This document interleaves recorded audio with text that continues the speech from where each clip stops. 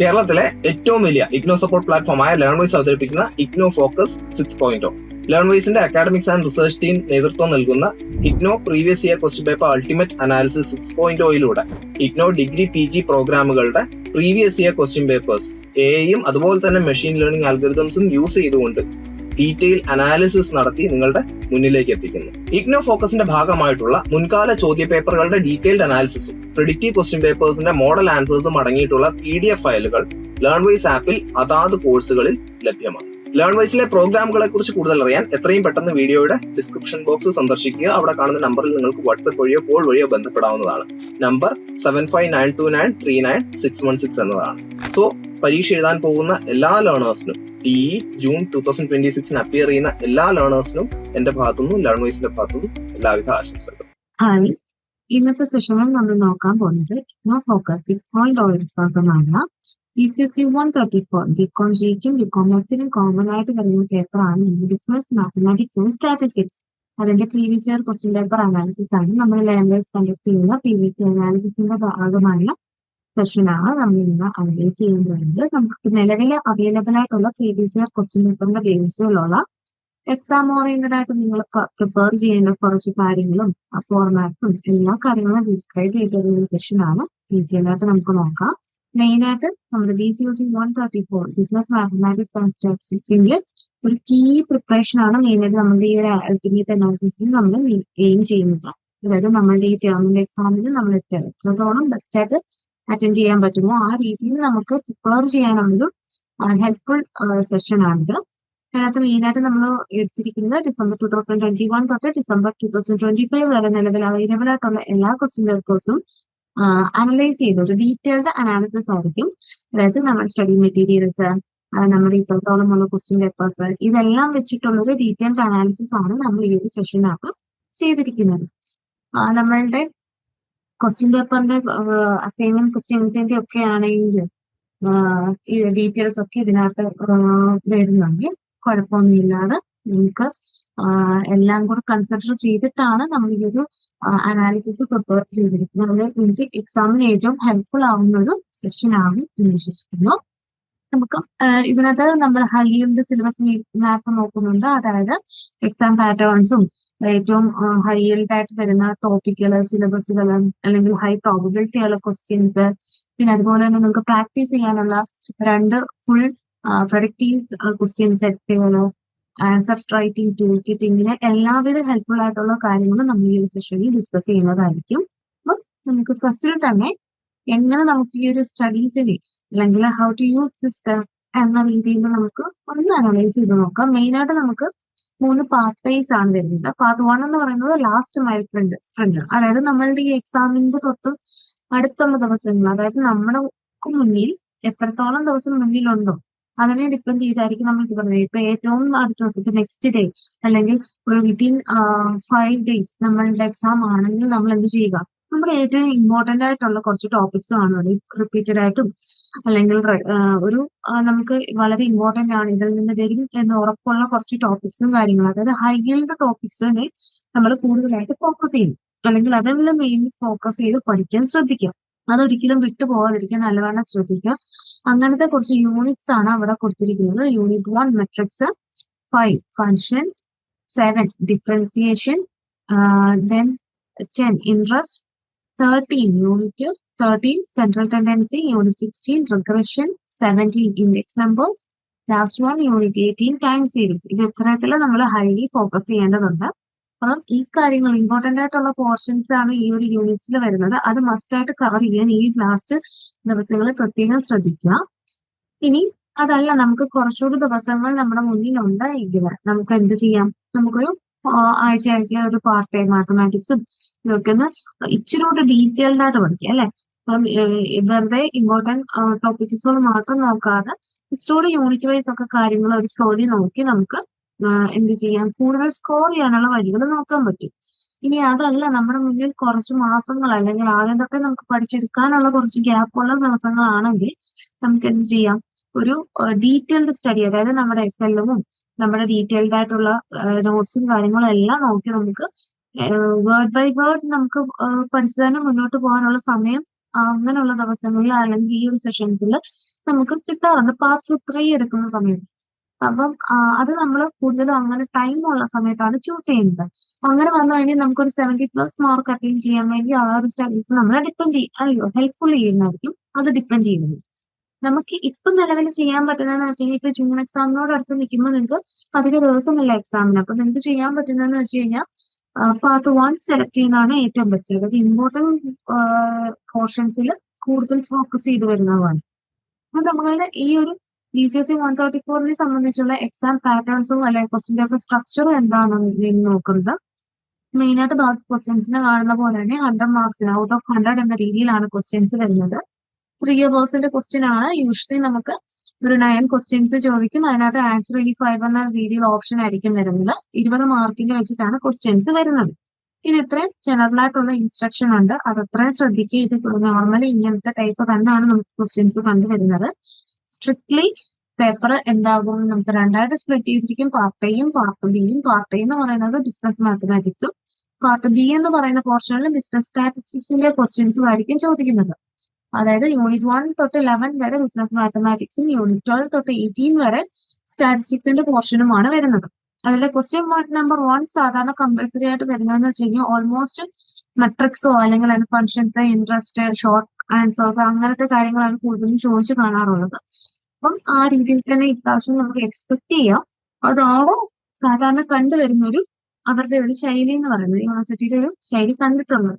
പിന്നെ ഡിസംബർ 2024 തൊട്ട് നമുക്ക് ക്വസ്റ്റ്യൻ 1 എന്ന് പറയുന്നത് ഒരു 5x2 മാർക്സ് എന്ന രീതിയിൽ ഫോർമാറ്റിലൊക്കെ ഷോർട്ട് ഡെഫിനിഷൻസും കാര്യങ്ങളും ചോദിക്കാൻ തുടങ്ങിയിട്ടുണ്ട്. എന്താണെങ്കിലും നമുക്ക് 20 മാർക്കിന്റെ ലോങ് ക്വസ്റ്റ്യൻസും കാര്യങ്ങളും എല്ലാം നമ്മുടെ ഈ ഒരു ക്വസ്റ്റ്യൻ പേപ്പറിൽ സാധാരണ കണ്ടുവരാറുണ്ട് കേട്ടോ. എല്ലാ രീതിയിലും നമ്മൾ പ്രിപ്പയർ ചെയ്ത് പോകണം. ഏറ്റവും കൂടുതൽ അതായത് 25% ഓഫ് ക്വസ്റ്റ്യൻസും ഇത്രയും നാളും കാണുന്നത് correlation, regression, index, term series എന്ന പോർഷനിൽ നിന്നും 20% ഓഫ് ക്വസ്റ്റ്യൻസ് മെട്രിക്സ് ആൻഡ് ഡിറ്റർമിനൻസിനും വന്നിട്ടുണ്ട്. അതേപോലെ തന്നെ കാൽക്കുലസിന്റെ പോർഷനിൽ നിന്നും 20%, സെൻട്രൽ ടെൻഡൻസി ആൻഡ് ഡിസ്പെർഷന്റെ പോർഷനിൽ നിന്നും 20%. ഈ രീതിയിലാണ് വന്നിരിക്കുന്നത്. ഏറ്റവും കുറവ് അതായത് 15% വന്നിരിക്കുന്നത് ഫിനാൻഷ്യൽ മാത്ത്, അതായത് ഇൻട്രസ്റ്റും പി വിയും ഒക്കെ വരുന്നിടത്തിൽ നിന്നാണ് നമുക്ക് 15% വന്നിരിക്കുന്നത്. ബാക്കിയുള്ളവർ ഏകദേശം ഒരേപോലെ തന്നെ 20 അല്ലെങ്കിൽ 25% ക്വസ്റ്റ്യൻസും വന്നിട്ടുണ്ട് ബാക്കി പോർഷനിൽ. അപ്പൊ ഇനി നമുക്ക് സിലബസ് ബേസ്ഡ് ആയിട്ട് അതായത് ഹൈ yield സിലബസ് എന്ന രീതിയിൽ കാര്യങ്ങൾ നോക്കാം. മെയിനായിട്ട് ഹൈ yield എന്ന് പറയുമ്പോൾ നമുക്ക് ഇതിനകത്ത് 3 ടയർ രീതിയിലാണ് നമ്മളുടെ സിസ്റ്റത്തിനെ അല്ലെങ്കിൽ നമ്മുടെ സിലബസിനെ ഡിവൈഡ് ചെയ്തിരിക്കുന്നത്. High yield, medium, low yield. High yield എന്ന് പറയുമ്പോൾ നമുക്ക് ഓൾമോസ്റ്റ് എല്ലാ സെഷൻസിലും ഇപ്പൊ എത്രത്തോളം ക്വസ്റ്റ്യൻ പേപ്പർ അവൈലബിൾ ആണോ അത്രത്തോളം ക്വസ്റ്റ്യൻ പേപ്പറിലും റിപ്പീറ്റഡ് ആയിട്ട് വന്നിരിക്കുന്ന പോർഷൻസിനെ നമ്മൾ ഹൈ yield എന്ന് പറഞ്ഞുകൊണ്ട് പോയിന്റ് ഔട്ട് ചെയ്തിട്ടുണ്ട്. ദെൻ ക്വസ്റ്റ്യൻസിൽ ഇപ്പം ഓൾമോസ്റ്റ് വന്നിട്ടുണ്ട്. എന്നാൽ എല്ലാ സെഷൻസിലും റെക്കറിംഗ് ആയിട്ട് വരുന്നില്ല. പക്ഷേ ഓൾമോസ്റ്റ് സെഷൻസിലും നമ്മൾ കണ്ടുവരുന്ന പോർഷൻസ് ആണെങ്കിൽ അതിനെ മീഡിയം yield എന്നും ഇനി വളരെ ചുരുക്കം ക്വസ്റ്റ്യൻ പേപ്പേഴ്സിൽ മാത്രം നമ്മൾ കണ്ടിട്ടുള്ളത് ലോ yield. അങ്ങനെ 3 രീതിയിലാണ് സിലബസിന്റെ ടോപ്പിക്സിനെ തിരിച്ചിരിക്കുന്നത്. ഫസ്റ്റ് വൺ നമുക്ക് നോക്കാം. Block 1 unit 1 introduction to matrix 7 പ്രാവശ്യം നമുക്ക് ചോദിച്ചു കാണുന്നുണ്ട്. ലാസ്റ്റ് സൈക്കിൾ ഡിസംബർ 2025 ചോദിച്ചതാണ് അതിൽ നിന്നൊരു ക്വസ്റ്റ്യൻ. നമുക്ക് ഹൈ yield ടോപ്പിക്കായിട്ട് പറയാം. ഹൈലി റെക്കറിംഗ് രീതിയിൽ ടീച്ചറാണ് പറയാൻ പറ്റും. Unit 2 determinants 3 പ്രാവശ്യമേ ചോദിച്ചിട്ടുള്ളൂ. മീഡിയം റേഞ്ച് ആണ് വരുന്നത്. യൂണിറ്റ് 3 ഇൻവേഴ്സ് ഓഫ് മെട്രിക്സ് 5 പ്രാവശ്യം ഹൈ yield ആണ്. Unit 4 applications of matrix in business and economics 3 പ്രാവശ്യമാണ്. അത് മീഡിയം yield ആണ്. Unit 5 block 2 unit 5 mathematical functions 7 പ്രാവശ്യം ചോദിച്ചു കാണുന്നുണ്ട്. ഹൈ yield ആണ്. യൂണിറ്റ് 6 ലിമിറ്റ് ആൻഡ് കണ്ടിന്യൂറ്റി 1 പ്രാവശ്യമേ ചോദിച്ചു കണ്ടിട്ടുള്ളൂ. നമുക്ക് ലോ yield ആയിട്ട് പറയാം.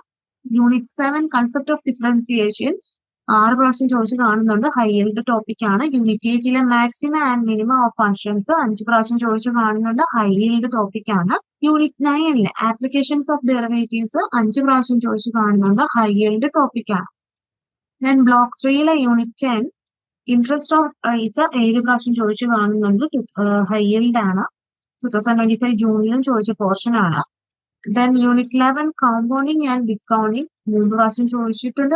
മീഡിയം yield ആണ്. ബ്ലോക്ക് 4 വരുമ്പോൾ യൂണിറ്റ് 12 ഇൻട്രൊഡക്ഷൻ ടു സ്റ്റാറ്റിസ്റ്റിക്സ് 6 പ്രാവശ്യം ചോദിച്ചു കാണുന്നുണ്ട്. ഹൈ yield ടോപ്പിക് ആണ്.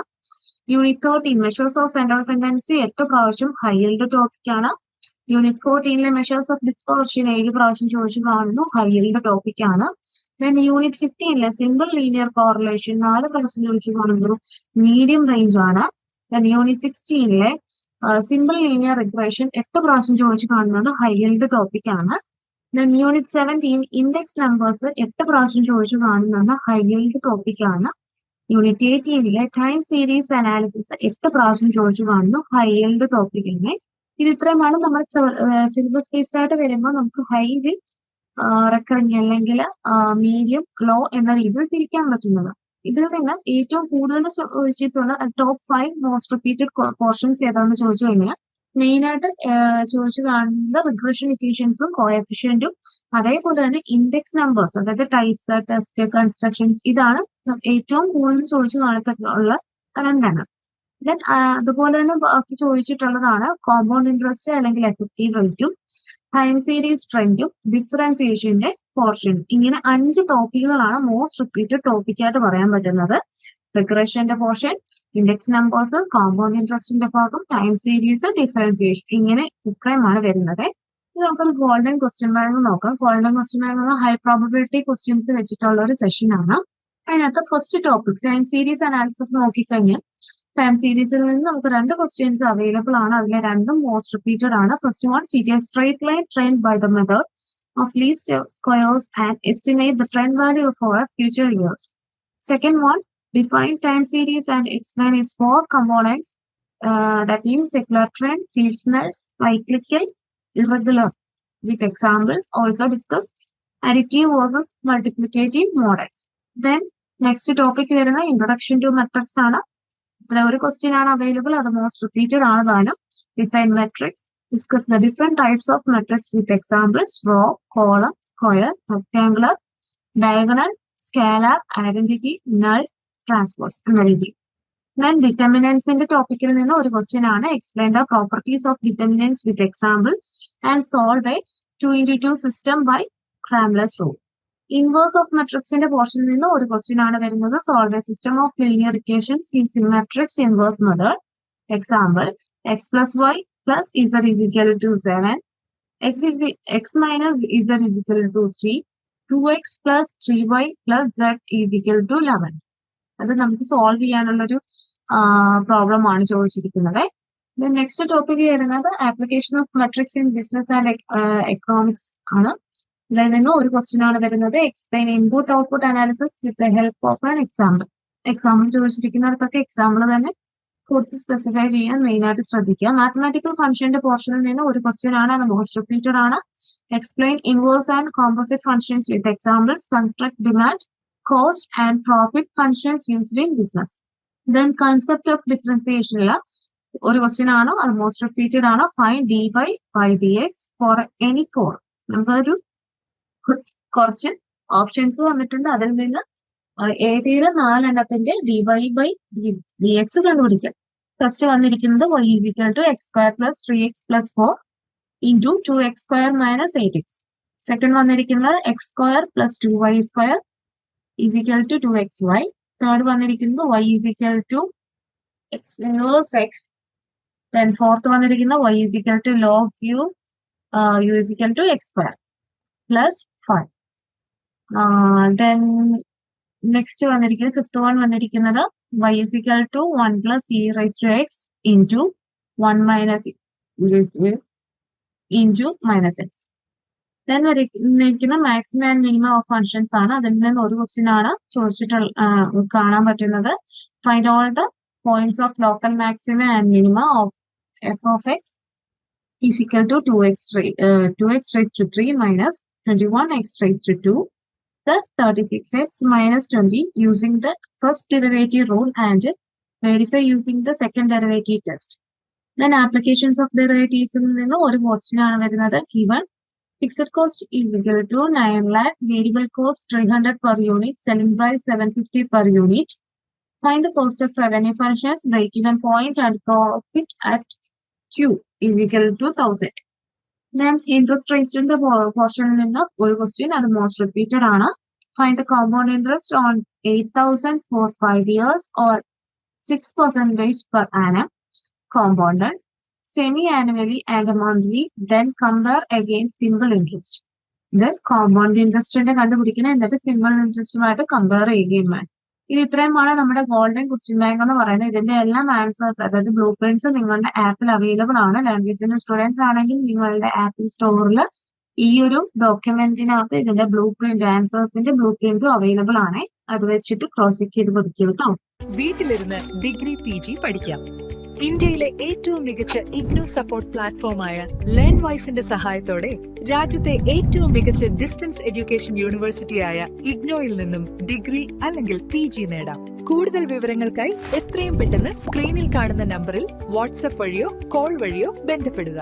Then predictive set of questions നോക്കാം. നമുക്ക് 2 സെറ്റ് ക്വസ്റ്റ്യൻസ് നിങ്ങൾക്ക് പ്രാക്ടീസ് ചെയ്യാനുണ്ടെന്ന് പറയുന്നു. അതിൽ ഫസ്റ്റ് സെറ്റ് എന്ന് പറയുന്നത് സെറ്റ് എ ആണ്. അതിനകത്ത് മുമ്പേ പറഞ്ഞിരിക്കുന്ന പോലെ തന്നെ 3 അവേഴ്സിന്റെ ക്വസ്റ്റ്യൻ, ആക്ടിവിറ്റി 5 എന്ന് പറയുന്ന ഓപ്ഷൻസ് ഒക്കെ തന്നെയാണ്.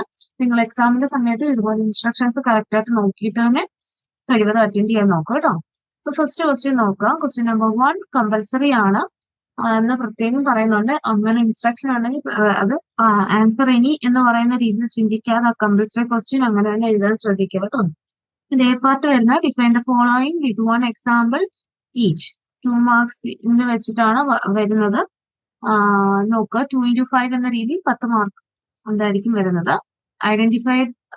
ഐഡന്റിറ്റി മെട്രിക്സ് ആണ് ഫസ്റ്റ് ചോദിച്ചിരിക്കുന്നത്. Second scalar matrix, third transpose of a matrix, fourth composite function, fifth present value, six. Then B part വരുന്നത് ആൻസർ ട്രീ എന്ന് പറഞ്ഞുകൊണ്ട് 2 marks into 5 ആണ് അതും ചോദിച്ചിരിക്കുന്നത്. Distinguish between descriptive and inferential statistics. Second one വരുന്നത് state 1 limitations of statistics. Third വരുന്നത് write the formula of Karl Pearson's coefficient of correlation. Then fourth വരുന്നത് state the time reversal test. Last one വരുന്നത് name the 4 components of time series. Then part A വരുന്നത് question number 2 എന്ന് പറയുന്നത് part A ആണ്. Attempt ഇനി 2 നമുക്ക് questions ഓപ്ഷനിൽ നിന്ന് 2 എണ്ണം നമ്മൾ അറ്റൻഡ് ചെയ്തു. 20 മാർക്ക് വെച്ചിട്ടായിരിക്കും ഒരു ക്വസ്റ്റ്യന് വരുന്നത്. നോക്കാം. അതിൽ solve the following question following system using the matrix inverse method. 2x plus 3y plus z is equal to 9. x minus 2y plus 4z is equal to 6. 3x plus y minus 2z is equal to 3. Verify your solution. Question number 4 വരുന്നത്, അതായത് ശരിക്കും question മൂന്നാമത്തെ question വരുന്നതെന്ന് വെച്ച് കഴിഞ്ഞാൽ find dy by dx for any 4. First വരുന്നത് y is equal to x square plus 1 divided by x square minus 1. Second വരുന്നത് y is equal to e raised to x square. Third വരുന്നത് y is equal to x raised to x. then വരുന്നത് x square plus x square plus y square is equal to 25. Implicit ആണ് പറയുന്നത്. Then അടുത്തത് വരുന്നത് fifth വരുന്നത് y is equal to log 1 plus x square. B വരുന്നത് find local extreme of f of x is equal to x square minus 6x square plus 9x plus 4 using the second derivative method. ഇതിനകത്ത് ഇക്വേഷനകത്ത് correct വാല്യൂസും കാര്യങ്ങളും ഒക്കെ ഉള്ളത് correct നോക്കി എഴുതുക തന്നെ ചെയ്യണേ. Then next question വരുന്നത് ക്വസ്റ്റ്യൻ നമ്പർ 4 വരുന്നത് a firm's total cost of function is t of x is equal to 100 plus 20x plus 0.5x square and selling price is ₹80 per unit. Derive profit function, profit maximum output, maximum profit, comment on break-even. Then next question വരുന്നത് find the compound interest on 25,000 at 80% per annum or for 3 years. Interest compounded annually, quarterly. 2 രീതിയിലുള്ളത് നമ്മൾ കണ്ടുപിടിക്കണം. Annually ആണെങ്കിലും quarterly ആണെങ്കിലും ഉള്ളത് കണ്ടുപിടിക്കണം. Also find the effective annual rate of interest for the quarterly case.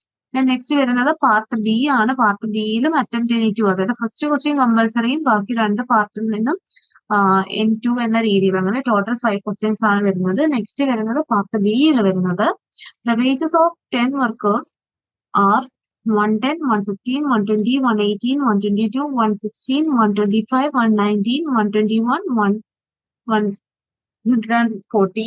Compute the arithmetic mean, median, mode, standard deviation and coefficient of variation. Comment on the consistency. നമ്മൾ ഇതെല്ലാം കണ്ടുപിടിക്കേണ്ടതുകൊണ്ട് 20 മാർക്സിന്റെ question ആണ്.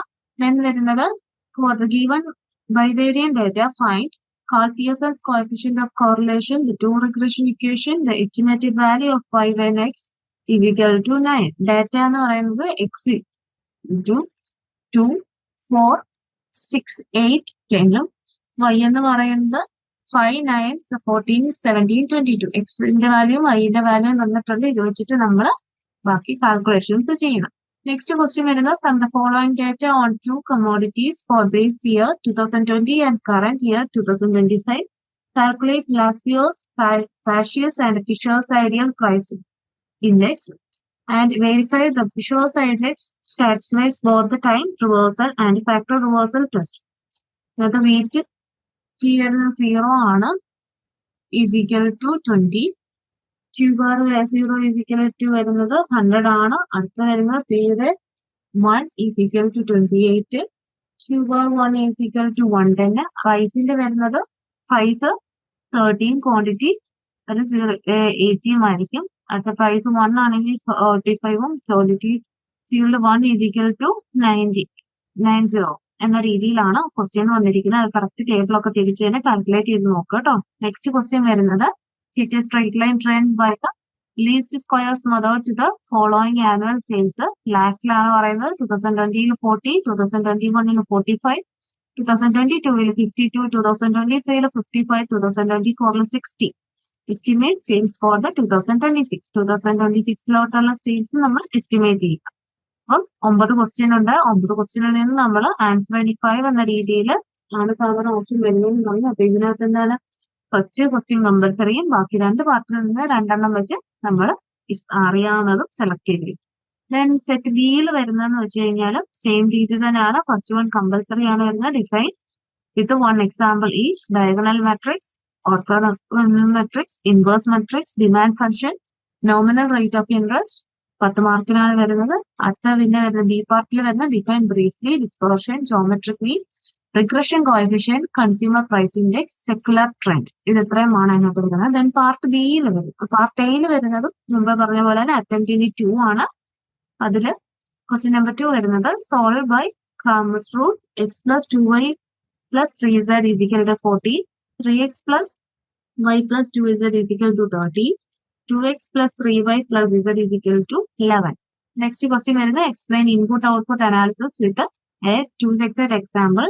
State the assumptions and the Hawkins-Simons conditions. Solve for equilibrium output x given a is equal to 0.2, 0.3. പിന്നെ വരുന്നത് 0.4, 0.1 and d is equal to 180. Then next question വരുന്നത് differentiate y is equal to x square plus 2x into x raised to 3 minus 4 using the product rule. D part വരുന്നത് find the intervals in which f of x is equal to 4x cube minus 6x square minus 72x plus 30 is increasing or decreasing.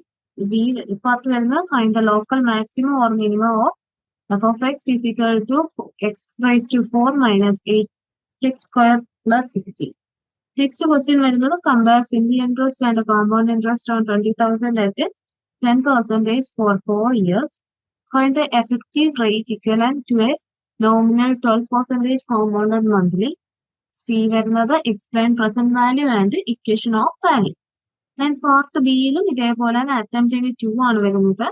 അതിലെ first question ഉണ്ട്. 6ാമത്തെ question വരുന്നത് explain the different measures of central tendency, calculate mean, median and mode from mark 0 to 10, 10 to 20, 20 to 30, 30 to 40, 40 to 50. Frequency വരുന്നത് 5, 8, 50, 7, 5. Next question വരുന്നത് from the following complete square plans rank or relation X 60, 75, 68, 72, 80, 55. Y വരുന്നത് 65, 70, 72, 68, 78, 60. അത് കണ്ടുപിടിച്ച് interpret ചെയ്യുകയും വേണേ. അതുകൊണ്ട് ശ്രദ്ധിക്കണേ. പ്രത്യേകം പറയുന്നുണ്ട്. അല്ലെ തന്നെ നമ്മൾ പ്രോബ്ലം കിട്ടിക്കഴിഞ്ഞാൽ ഇന്റർപ്രറ്റ് ചെയ്യാൻ നമ്മൾ പറയാറുണ്ട്. ചെയ്ത് കഴിഞ്ഞിട്ട് ഇതിനകത്ത് പ്രത്യേകിച്ച് ഇന്റർപ്രിട്ടേഷൻ പറയുന്നുമുണ്ട്. അപ്പോൾ അത് പ്രത്യേകം ശ്രദ്ധിക്കുക കേട്ടോ. നെക്സ്റ്റ് ക്വസ്റ്റ്യൻ വരുന്നത് explain the different issues in construction of index numbers ആണ് വരുന്നത്. അതിനകത്ത് യൂസിങ് P 0 വരുന്നുണ്ട്, P 1 വരുന്നുണ്ട്, Q 0, Q1 of your choice illustrate last year's and the past year's price indices. Next, last question വരുന്നത് fit a linear trend by the method of least squares to the following production figures.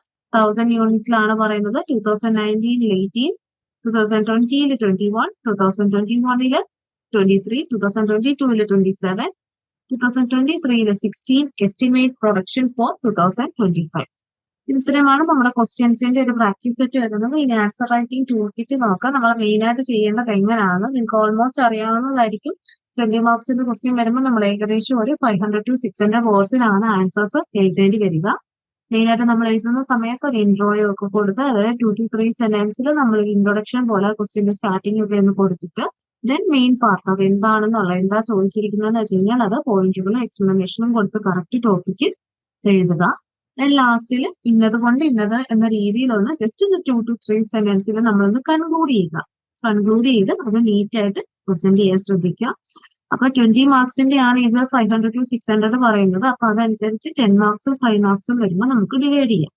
ക്വസ്റ്റിനെ depend ചെയ്തിരിക്കും, അതായത് മാർക്സിനെ depend ചെയ്തിരിക്കും അതിൽ എത്ര sentence add ചെയ്യണം എന്നുള്ളത്, എത്ര ഇതെന്നുള്ളത് അത് കൂടിയും കുറഞ്ഞിരിക്കും. അപ്പൊ അതനുസരിച്ച് നിങ്ങളൊന്ന് പ്ലാൻ ചെയ്ത് എഴുതി കഴിഞ്ഞാൽ ഏറ്റവും ബെസ്റ്റ് ആയിട്ട് നിങ്ങൾക്ക് ആൻസർ ചെയ്യാൻ പറ്റുന്നതായിരിക്കും. ദെൻ നമ്മൾ സ്ട്രക്ചറിങ് തിയറി കാര്യങ്ങൾ നോക്കിക്കഴിഞ്ഞാൽ സാധാരണ നിങ്ങൾക്ക് അറിയാം തിയറി ക്വസ്റ്റ്യൻസിൽ കൂടുതലും ഹൂ, വെൻ, വാട്ട് എന്ന രീതിയിലൊക്കെ ചോദിക്കുന്നത് അത് ഡിഫൈൻ ചെയ്യാനോ എന്ന രീതിയിലൊക്കെ ആയിരിക്കും വരുന്നത്. അത് കറക്റ്റ് പ്രോപ്പറായിട്ട് ക്വസ്റ്റ്യൻസ് നോക്കുക. പിന്നെ SLF ടെർമിനോളജീസ് കൂടുതലും യൂസ് ചെയ്യാൻ നിങ്ങൾ ശ്രദ്ധിക്കുക. അത് കൂടുതലും സ്കോർസ് അറ്റൈൻ ചെയ്യാൻ വേണ്ടി ഹെൽപ്ഫുൾ ആകാറുണ്ട്. നിങ്ങൾക്ക് എക്സ്പ്ലനേഷൻ നിങ്ങൾക്ക് അറിയാവുന്നത്, അതായത് മനസ്സിലായത് വേണമെങ്കിൽ നിങ്ങളുടേതായ ലാംഗ്വേജിലൊക്കെ നിങ്ങൾക്ക് മാറ്റി എഴുതാം. അതായത് ഇംഗ്ലീഷിൽ എഴുതാം. അതായത് നിങ്ങൾക്ക് മനസ്സിലായിട്ട് നിങ്ങളുടേതായ രീതിയിൽ ഇംഗ്ലീഷിൽ എഴുതാൻ ഒരുവിധം കുഴപ്പമില്ല. പക്ഷെ പോയിന്റ്സുകൾ കഴിയുമ്പോൾ SLF ടെർമിനോളജീസും കാര്യങ്ങളും ഒക്കെ ഉൾക്കൊള്ളിച്ച് തന്നെ എഴുതാൻ ശ്രദ്ധിക്കുക. കൂടുതൽ ആൻസേഴ്സ് എഴുതുമ്പോൾ അത് ഒന്നുകൂടെ അട്രാക്റ്റീവ് ആയിരിക്കും. ദെൻ അതേപോലെ തന്നെ പ്രാക്ടിക്കൽ ആപ്ലിക്കേഷൻസ് വരുന്ന കേസസിൽ അതൊക്കെ അപ്ലൈ ചെയ്ത് ആ ഒരു കേസസ് ഒക്കെ എക്സ്പ്ലെയിൻ ചെയ്ത് തന്നെ പറയുക. ദെൻ ലിമിറ്റേഷൻസ് അങ്ങനത്തെ കുറെ കാര്യങ്ങളൊക്കെയാണ് സാധാരണ ഒക്കെ ചോദിച്ചു കാണുന്നത്. പിന്നെ വരുന്നതെന്ന് വെച്ച് കഴിഞ്ഞാൽ മെയിൻ ആയിട്ട് നിങ്ങൾ അറിഞ്ഞിരിക്കുന്നത് ഡിസ്കസ്, എക്സ്പ്ലെയിൻ, രണ്ട് വാക്കുകൾ. രണ്ടും ഒരേപോലെ തോന്നും ക്വസ്റ്റ്യൻസിൽ വരുമ്പോൾ, പക്ഷെ രണ്ടും രണ്ടാണ്. ഡിസ്കസ് എന്ന് പറയുമ്പോൾ നമ്മുടെ ഒരു ബാലൻസ് അനാലിസിസ് ആണ് അതിനകത്ത് വരുന്നത്. പോസിറ്റീവും നെഗറ്റീവും എല്ലാ കാര്യങ്ങളും പറഞ്ഞുകൊണ്ട് തന്നെ എന്താണ് ഏതാണെന്ന് പറഞ്ഞു. പക്ഷെ എക്സ്പ്ലെയിൻ എന്ന് പറയുമ്പോൾ ഇൻ ഡീറ്റെയിൽ ആയിട്ടുള്ള ഡെപ്ത് അനാലിസിസ് അല്ലെങ്കിൽ ഡെപ്ത് ക്ലാരിറ്റിയിലുള്ള അനാലിസിസും കാര്യങ്ങളും ആണ് അവിടെ വരുന്നത്. അവരതാണ് ഉദ്ദേശിക്കുന്നത് ആൻസേഴ്സ്. അപ്പൊ അതുകൊണ്ട് തന്നെ അതിന്റെ ആൻസേഴ്സ് എഴുതുന്ന സമയത്ത് ആ രീതിയിൽ തന്നെ പ്രിപ്പയർ ചെയ്ത് കാണിച്ച് തന്നെ എഴുതുക. അതായത് ഡിസ്കസ് എന്ന് പറയുമ്പോൾ ജസ്റ്റ് ജനറൽ ആയിട്ടുള്ള എല്ലാ കാര്യങ്ങളും പറയുക. അതേസമയം എക്സ്പ്ലെയിൻ എന്ന് പറഞ്ഞിട്ടുണ്ടെങ്കിൽ അതിന്റെ ഡീറ്റെയിൽഡ് ആയിട്ടുള്ള കാര്യങ്ങൾ, അതായത് നല്ല ഡെപ്തിൽ അനലൈസ് ചെയ്ത് അതിന്റെ ക്ലാരിറ്റി വരുന്ന രീതിയിലുള്ള പോയിന്റ്സും കാര്യങ്ങളും വേണം ഉൾക്കൊള്ളിക്കാൻ. അത് പ്രത്യേകം ശ്രദ്ധിക്കണം കേട്ടോ. ദെൻ നമ്മുടെ എക്സാമിന് കയറുമ്പോഴത്തെ ടൈം മാനേജ്മെന്റ് എന്ന് പറയുന്നത് ആദ്യത്തെ ഒരു 5 മിനിറ്റ് നിങ്ങൾ ഒന്നും എഴുതാൻ നിൽക്കാതെ ക്വസ്റ്റ്യൻസ് ഒക്കെ കൂളായിട്ട് വായിച്ച് എങ്ങനെയാണ് എന്താണ് അല്ലെങ്കിൽ എങ്ങനെ അറേഞ്ച് ചെയ്യുന്ന എല്ലാം അറിയാവുന്ന ക്വസ്റ്റ്യൻസ് ആണ് എങ്ങനെ ഉണ്ടെന്നുള്ള പേജിന്റെ അപ്പുറം ഇപ്പുറം ഒക്കെ ഉള്ള എല്ലാ കാര്യങ്ങളും നോക്കി ക്ലിയർ ആയി അത് അനലൈസ് ചെയ്യാൻ വേണ്ടി ഫസ്റ്റ് 5 മിനിറ്റ്സ് എടുക്കുക. അതിനുശേഷം വരുന്ന സമയം എന്ന് പറയുന്നത് ഓരോ ആൻസേഴ്സും എഴുതാൻ വേണ്ടി നല്ല ഡീറ്റെയിൽ ആയിട്ട് എടുക്കുക. അത് കഴിഞ്ഞിട്ട് വരുന്നതെന്ന് വെച്ച് കഴിഞ്ഞാൽ നിങ്ങൾക്ക് ഒരു എല്ലാ ക്വസ്റ്റ്യൻസും എഴുതിയതിനു ശേഷം നിങ്ങളൊരു കുറച്ച് മിനിറ്റ് അത് റിവ്യൂ ചെയ്യാൻ വേണ്ടി അതിനകത്ത് ഏതെങ്കിലും പോയിന്റ്സോ കാര്യങ്ങളോ വിട്ടുപോയിട്ടുണ്ടോ, കാര്യങ്ങളൊക്കെ സെന്റൻസ് കറക്റ്റ് ആണ്, സ്പെല്ലിംഗ് മിസ്റ്റേക്ക് ഉണ്ടോ എന്ന രീതിയിൽ കറക്ഷൻസ് ഉണ്ടോ എന്ന് ചെക്ക് ചെയ്യുക. ദെൻ ലാസ്റ്റ് 15 മിനിറ്റ്സ്, അതായത് എക്സാമിന്റെ ലാസ്റ്റ് 15 മിനിറ്റ്സ് എന്ന് പറയുന്നത് നമ്മൾ ആൻസേഴ്സ് എഴുതാനോ അതിന്റെ റിവ്യൂവിനോ വേണ്ടിയല്ല. മെയിൻ ആയിട്ട് വരുന്നത് ഓവറോൾ ആൻസേഴ്സിനെ സംബന്ധിച്ചാണ്. അതായത് മൊത്തത്തിൽ എല്ലാ ആൻസേഴ്സും 5 അറ്റൻഡ് ചെയ്തിട്ടുണ്ടോ, ക്വസ്റ്റ്യൻ നമ്പർ ഒക്കെ കറക്റ്റ് ആണോ, എന്തെങ്കിലും പോയിന്റുകളൊക്കെ ഹൈലൈറ്റ് ചെയ്യേണ്ടതോ അണ്ടർലൈൻ ചെയ്യേണ്ടതോ ഒക്കെ ഉണ്ടോ, അങ്ങനത്തെ ഓവറോൾ കറക്ഷൻസ്, എൻറോൾമെന്റ് നമ്പർ ഒക്കെ കറക്റ്റ് ആണോ, അങ്ങനത്തെ ഓവറോൾ കാര്യങ്ങൾ ചെക്ക് ചെയ്യാൻ വേണ്ടി ലാസ്റ്റ് 15 മിനിറ്റ്സ് എടുക്കാം. ഇങ്ങനെ രീതിയിൽ ടൈം അറേഞ്ച് ചെയ്ത് കഴിഞ്ഞാൽ നിങ്ങൾക്ക് ഏറ്റവും ബെസ്റ്റ് ആയിട്ട് നമുക്ക് സമയം തികഞ്ഞില്ല എന്നൊരു പരാതിയില്ലാതെ നിങ്ങൾക്ക് നല്ല രീതിയിൽ എക്സാംസ് അറ്റൻഡ് ചെയ്യാൻ പറ്റും കേട്ടോ. എല്ലാത്തിനും ആൻസർ ചെയ്യാനും ഒക്കെ ഉള്ളൊരു ഇതുണ്ടാകും. അപ്പം ഇതിനകത്ത് നമുക്ക് ഫുൾ വർക്ക് ആൻസേഴ്സ്, അതായത് നമ്മൾ പറഞ്ഞല്ലോ പ്രാക്ടീസ് സെറ്റ് എയുടെയും ബിയുടെ ആൻസേഴ്സും PYQ ബുക്ക് ഇതിന്റെ അനാലിസിസിന്റെ ബുക്ക്ലെറ്റും അതിന്റെ ആൻസേഴ്സിന്റെ ഫുൾ സെറ്റും എല്ലാം നിങ്ങളുടെ ലാംഗ്വേജ് സ്റ്റുഡൻസിന് നിങ്ങളുടെ ആപ്പിൽ അവൈലബിൾ ആണ്.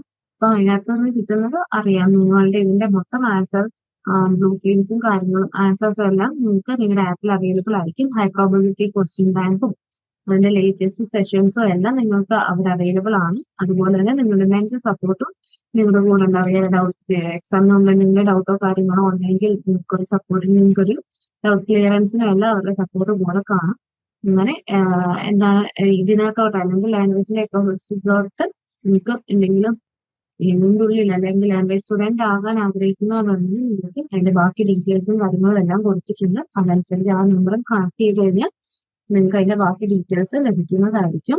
ദെൻ നിങ്ങൾക്ക് എല്ലാവർക്കും നല്ലൊരു എക്സാം ആകട്ടെ, അല്ലെങ്കിൽ എല്ലാവരും ഈ ഒരു പറഞ്ഞ ഇമ്പോർട്ടന്റ് കാര്യങ്ങളും ക്വസ്റ്റ്യൻസും ഒക്കെ പ്രാക്ടീസ് ചെയ്ത് പോയി നിങ്ങൾ നല്ലൊരു റിസൾട്ട് ആയിട്ട് ഹാപ്പി ആയിട്ട് എക്സാം ഹാളിൽ നിന്ന് ഇറങ്ങാൻ പറ്റട്ടെ എന്ന് വിഷ് ചെയ്യുന്നു. Wish all the best. വീട്ടിലിരുന്ന് ഡിഗ്രി PG പഠിക്കാം.